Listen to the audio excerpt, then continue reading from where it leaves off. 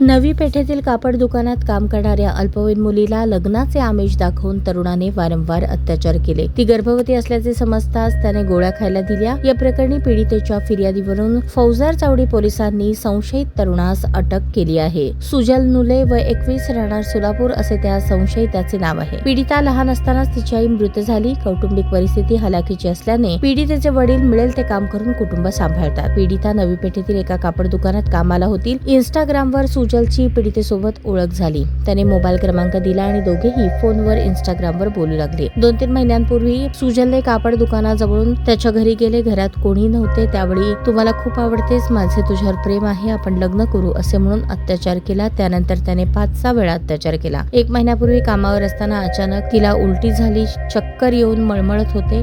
दुकानातील महिला कर्मचाऱ्यांनी पीडितेला एका खासगी दवाखान्यात नेले. 16 मार्च रोजी दिवस गेल्याचे समजले. पीडितेने याबद्दल सुजलला सांगितले. 2 एप्रिल रोजी सुजलने घराजवळ बोलवून 5 गोळ्या दिल्या. गोळ्या खा म्हणजे तुला बरे वाटेल असे सांगितले. त्यातील गोळी खाल्ल्याने रक्तस्राव होऊ लागला. पीडितेने घडलेला प्रकार आजीला सांगितला. गुन्हा दाखल होताच पोलिसांनी सुजलला अटक केली. सध्या तो पोलीस कोठडीत असून पोलीस उपनिरीक्षक सतीश बावणे तपास करत आहेत.